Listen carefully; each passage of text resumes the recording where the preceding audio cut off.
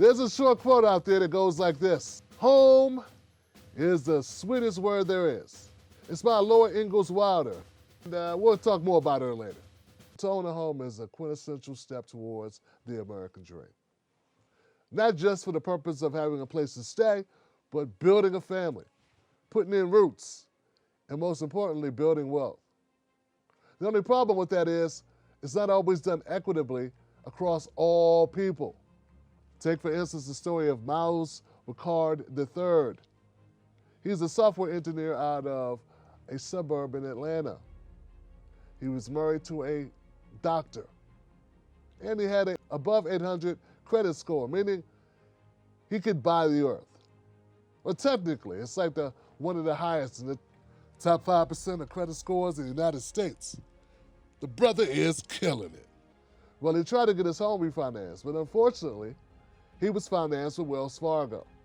The loan officer took one look at Ricard's credit score and said, hey, with this credit score, we'll probably put you on a fast-track appraisal. To Ricard's dismay, about a week later, things started to change. He got a call back when they wanted more information. Then more information. Then they told him that his rate would be much higher than he thought. He was thinking in the neighborhood of 2. They were thinking more like 4.5. See, the thing about Ricard's home is that it's a nice 4-bedroom colonial, but it's in a black neighborhood. He was told by the loan officer perhaps the area is not eligible for the rapid fast-track appraisal. And eventually, Wells Fargo rejected his offer altogether. Can you imagine that, an 800 credit score, and you can't get your home refinanced at a time when most Americans are getting their homes refinanced? Wells Fargo is the #1 rejecter of black homeowners. No one else even comes close. According to the Bloomberg report, approval rates for whites was around 72%, Asians 63%, Hispanics 52%, and blacks did last at 47%. In fact, blacks with the highest credit scores, their approval rates were just beneath whites with their lowest credit scores. Other lending institutions were far better than Wells Fargo. Among all major lenders, Wells Fargo had the biggest disparity between black and white homeowners. The data also shows that Wells Fargo was so bad, 27% of black homeowners who put in applications with Wells Fargo withdrew them. I wonder if they got their money back.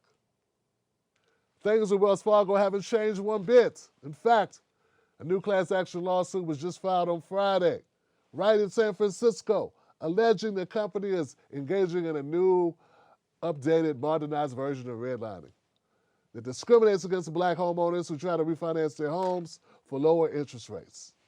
The lawsuit alleges, in many cases, that not only did they deny refinancing, but they pushed black homeowners into foreclosure. Wells Fargo has denied the American dream to black applicants. When this news report came out, U.S. Senate Banking Committee Chair Sherrod Brown, an Ohio Democrat, and other Democratic senators called for regulators to investigate Wells Fargo.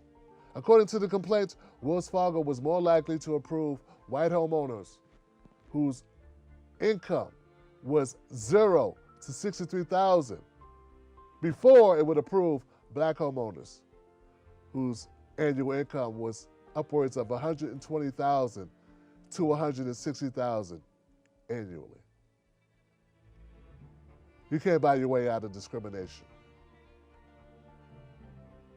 Black applicants were also more subjected to delays, feigned mistakes, and other obstacles, leading many black Americans to withdraw their requests for refinancing, leading others to wait indefinitely while Wells Fargo refuses to act upon their applications. It's all in the complaint. The suit alleges violations of federal fair credit and housing laws, U.S. and California civil rights statutes, as well as California's unfair competition law. Wells Fargo says they're working feverishly with black homeowners, trying to come up with different ways to be more creative in order to get black homeowners approved. Who needs to be creative? Just do what other banking institutions do. Hire some other people. change your algorithms. Stop being racist. So what happened with Mr. Ricard, right? We'll go with the good news first. He went with another lending institution and he was able to refinance his home. Him and his wife moved into a predominantly white neighborhood with a bigger home, better house, and his rate almost 1.5 points less than what Wells Fargo was going to charge him. So things worked out in that way, you know? The bad news is the neighborhood he moved into was predominantly white. The same day he moved into his new home with his lower interest rate, they called the cops on him. Not a lot of blacks in the neighborhood. True story. Almost forgot. Remember that quote from Laura Ingalls Wilder? Home is the sweetest word there is. Well, Laura Ingalls Wilder was an author. She wrote Little House on the Prairie. It was so popular, it became a show called Little House on the Prairie. That's it, Little House on the Prairie. You may remember not watching it when you were a kid. Laura Ingalls Wilder turned out to be a flaming racist. Somehow they kind of missed that part when they started handing out the Laura Ingalls Award. Turns out Laura Ingalls is just as racist as Wells Fargo. Home sweet home. Discrimination in America is as American as apple pie. We shouldn't be surprised at all with a country that's with a history of redlining that's alive and well in America to this day. In fact, it didn't stop. Some just got better at camouflaging it.